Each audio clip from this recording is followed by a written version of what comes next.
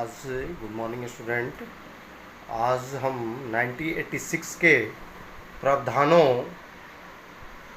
के अंतर्गत plan of action की चर्चा करेंगे। पिछले क्लास में हमने 1986 के डॉक्यूमेंट्स के बारे में अध्ययन किया था और आज हम आगे प्लान ऑफ एक्शन कार्य योजना जो साथ साथ बनाई गई थी नवंबर 1986 में कार्य योजना तैयार की गई थी, जिस पर हम आज चर्चा करेंगे। कुल 24 कार्य योजना तैयार की गई थी। इसको पार्ट बाय पार्ट अलग करते हुए इस पर कार्य करने का निर्णय लिया गया था।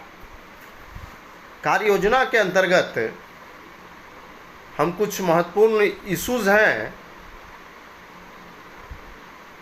जिसको लेते हुए आगे चलते हैं, जिसमें पहला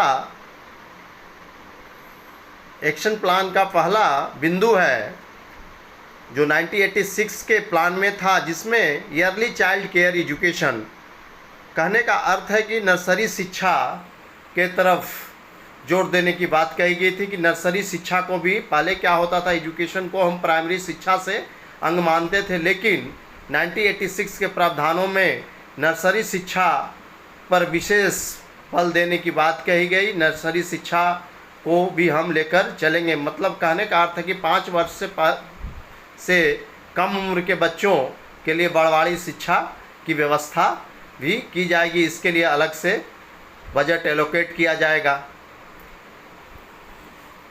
1986 के महत्वपूर्ण देन मानी जाती है ऑपरेशन ब्लैक बोर्ड योजना, जो काफ़ी प्रचलित हुआ। ऑपरेशन ब्लैक बोर्ड योजना के अंतर्गत प्राथमिक शिक्षा की जो स्थिति थी उस समय काफ़ी दयनीय थी, उसमें सुधार करने पर बल दिया गया। जो विद्यालय में कम से कम बेसिक इंफ्रास्ट्रक्चर को पूरा करने का संकल्प लिया गया। ब्लैक बोर्ड योजना का इसलिए नाम दिया गया कि उस समय विद्यालय में ब्लैक बोर्ड भी नहीं था, तो कम से कम ब्लैक बोर्ड की व्यवस्था हो, बच्चों को बैठने के लिए, टीचर्स के बैठने के लिए, या क्लासरूम बनाए जाने की बात की जाने लगी। और जो विद्यालय में पहले ज़्यादातर जो विद्यालय थे उस समय, उसमें एक ही शिक्षक थे। समस्या क्या आती थी कि एक शिक्षकीय विद्यालय होने से कुछ दिन के लिए विद्यालय है, जब टीचर्स किसी न किसी कारण से बीमार पड़ गए या अन्य कार्यों में लग गए तो विद्यालय को बंद करना पड़ता था। ऐसी स्थिति में 2 शिक्षक की नियुक्ति करने की बात भी ऑपरेशन ब्लैक बोर्ड योजना के तहत किया गया। इसके अलावा ऑपरेशन ब्लैक बोर्ड योजना में यह भी कहा गया कि महिलाओं को शिक्षक बनाया जाएगा। कम से कम जो प्राथमिक शिक्षा में जो 50% महिलाओं को टीचर बनाए जाने की बात भी कही जाने लगी। आगे चलते हैं हम। तीसरा इसका कार्य योजना है नवोदय विद्यालय संगठन। नवोदय विद्यालय भी राजीव गांधी का देन माना जाता था। ये 1986 के पॉलिसी का महत्वपूर्ण देन है। इसके अंतर्गत देश के प्रत्येक जिले में कम से कम एक आवासीय विद्यालय स्थापित किए जाए, जहां ग्रामीण क्षेत्र के मेधावी बच्चों को आवासीय शिक्षा देने की व्यवस्था की जाए। पाठ्यक्रम को केंद्रीय स्तर पर CBSE बेस्ड पाठ्यक्रम को लागू वहां किया जाए। साथ ही साथ गति निर्धारक विद्यालय की स्थापना भी सेकेंडरी एजुकेशन में करने की बात कही गई। पेज सेटिंग स्कूल गति निर्धारक विद्यालय वह विद्यालय होगा जिसका फॉलो अन्य सेकेंडरी विद्यालय कहेंगे। मतलब कहने का अर्थ है कि उच्च कोटि के, उत्तम कोटि के सेकेंडरी विद्यालय होंगे, जिसको अन्य विद्यालय फॉलो करते हुए कार्य करेंगे, जिससे अन्य विद्यालयों का भी उत्थान होगा। Vocational education. वोकेशनल एजुकेशन के अंतर्गत राजीव गांधी ने उस समय विशेष बल दिया गया था कि वोकेशनल एजुकेशन जो सेकेंडरी एजुकेशन में होगा उस पर विशेष फोकस किया जाएगा।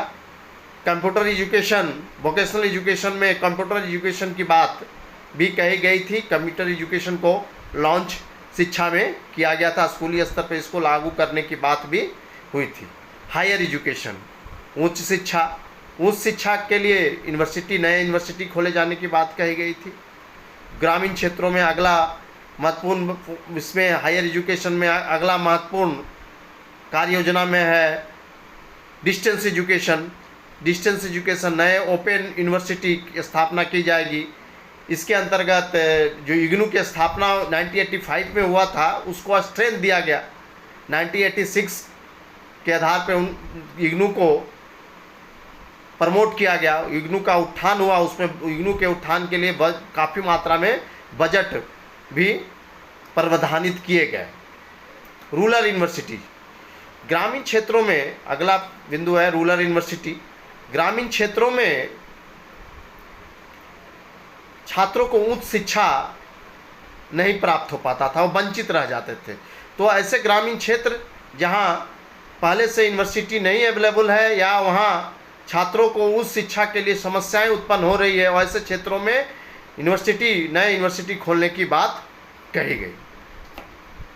टेक्निकल एजुकेशन में, उच्च शिक्षा में टेक्निकल एजुकेशन को भी जोड़ा, अलग से महत्वपूर्ण स्थान दिया गया, जिसमें अभियंत्रण शिक्षा या इंजीनियरिंग की शिक्षा पर विशेष बल दिया गया। इंजीनियरिंग की शिक्षा को तकनीकी रूप से देश के उत्थान के लिए या देश के प्रोग्रेस के लिए टेक्निकल एजुकेशन को बढ़ावा देने की बात भी कही गई।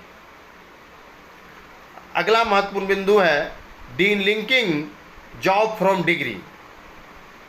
मतलब कहने का अर्थ है कि ऐसा नहीं है कि जिसको डिग्री मिले उसी को नौकरी मिले, ऐसा नहीं किया गया। मतलब कहने का अर्थ है कि डिग्री से नौकरी का कोई अर्थ नहीं है। जिसमें क्वालिटी हो ऐसे व्यक्ति को भी नौकरी प्रदान किया जा सकता है, डिग्री बशर्ते उनके पास डिग्री हो या ना हो।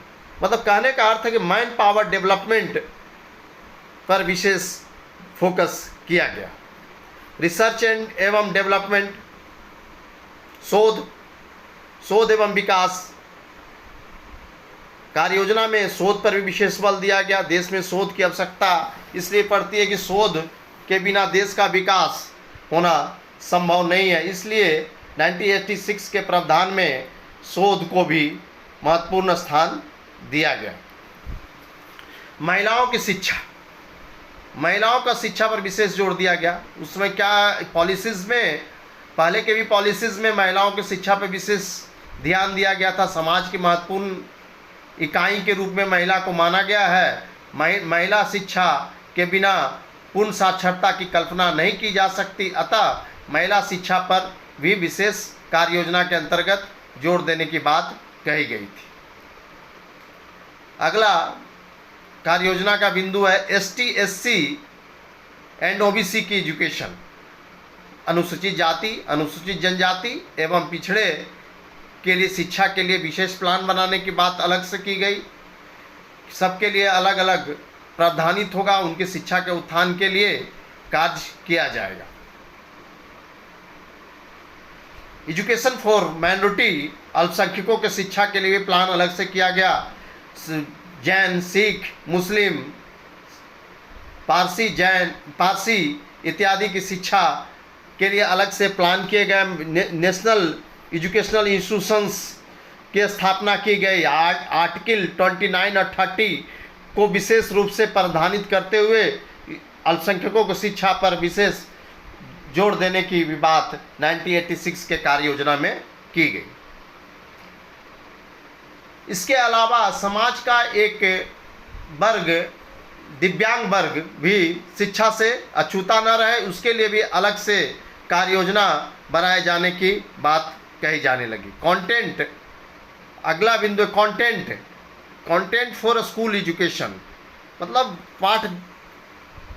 पाठ्य सामग्री शिक्षा के लिए, और इसमें ऐसा पाठ्यक्रम तैयार किया जाए जिसमें बच्चों का सर्वांगीण विकास हो। साइंस और गणित पर विशेष जोर तो दिया ही गया था इसमें। इसके साथ साथ बच्चों का हारमोनियस डेवलपमेंट हो, ऐसे चीज़ों को पाठ्यक्रम में शामिल किए जाने का भी अलग से कार्य योजना बनाए जाने की बात कही गई। मूल्यांकन प्रक्रिया, evolution and examination reform. Examination reform के तहत बच्चों को अलग से उनकी जांच हो, बच्चे ने क्या लर्न किया है, क्या सीखा है, और दिनों दिन जो परीक्षा प्रणाली है उसमें सुधार करने की भी बात कही गई। इसमें कार्य योजना बनाई गई कि नए तरीके से कैसे बच्चों का मूल्यांकन किया जा सकता है। एनसीईआरटी के द्वारा मूल्यांकन की प्रक्रिया जो हो उसमें यथासंभव बदलाव की आवश्यकता की जाए और प्रभावी तरीके से उनका मूल्यांकन किया जाए। परीक्षा प्रणाली को भी प्रभावी तरीके से इम्प्लीमेंट करने की आवश्यकता बताई गई। अगला महत्वपूर्ण बिंदु है यूथ एवं स्पोर्ट्स, मतलब युवा एवं खेल। स्वास्थ्य शिक्षा के अंतर्गत भी इसको हम रख सकते हैं। स्वास्थ्य शिक्षा में बच्चों का शारीरिक विकास के लिए यंग बच्चों को, युवा को आगे आने पड़ेगा। साथ ही साथ बच्चों को पठन पाठन के अलावा खेल कूद में भी इंटरेस्ट होना जरूरी है। उनका शारीरिक विकास के लिए, मानसिक विकास के लिए युवाओं को प्रोत्साहित करने की ज़रूरत है। एनएसएस जो आपका कॉलेज लेवल पर, एनसीसी विद्यालय स्तर पर, उसको भी प्रमोट करने की आवश्यकता है। लैंग्वेज डेवलपमेंट, भाषा का विकास होना बहुत ज़रूरी है। अंतर्राष्ट्रीय स्तर पर चुनौती है। हमें रीजनल भाषा के साथ साथ, मातृभाषा के साथ साथ अंतर्राष्ट्रीय स्तर की भी भाषा में की शिक्षा लेने की आवश्यकता बतलाई गई है। इसके लिए भी अलग से कार्य योजना तैयार की गई है। सांस्कृतिक डेवलपमेंट, अगला बिंदु है सांस्कृतिक परिप्रेक्ष्य में भारत का जो कल्चर है उसका संरक्षण करना है। ऐसा शिक्षा में प्लान, कार्य योजना बनाई जाए जिसमें भारतीय संस्कृति का भी संरक्षण हो।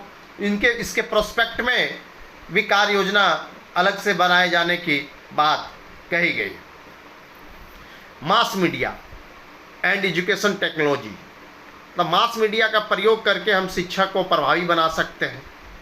हम मॉडर्न डिमॉडर्न या कह सकते हैं कि आप कम्युनिकेशन माध्यम से आज हम जो इग्नू के द्वारा जो भी एजुकेशन के लिए ऑनलाइन शिक्षा लेते हैं, या अभी हम लोग लॉकडाउन में जो शिक्षा, ऑनलाइन शिक्षा की जो व्यवस्था कर रहे हैं, इसमें मास मीडिया की भी सहायता ली जा सकती है और टेक्नोलॉजी का भी हम प्रयोग कर रहे हैं। इस प्रकार उस समय 1986 के प्रावधानों में अलग से कार्य योजना भी इसके लिए बनाई गई थी।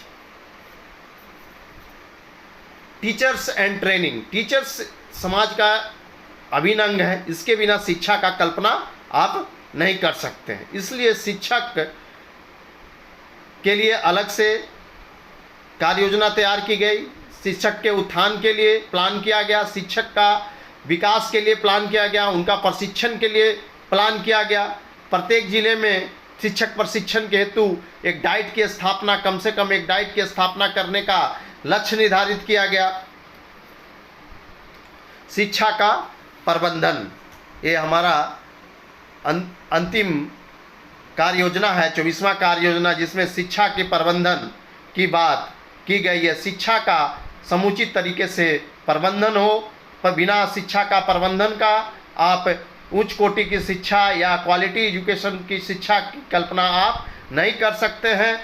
आप 1986 के जो प्रावधान है, जो लक्ष्य है, जिस फ्यूचर में जो हमारे 12वें भाग में, डॉक्यूमेंट्स के 12वें भाग में जो लक्ष्य निर्धारित किया गया है, उसकी कल्पना हम नहीं कर सकते हैं।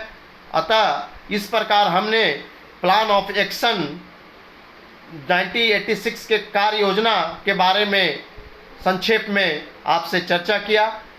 धन्यवाद।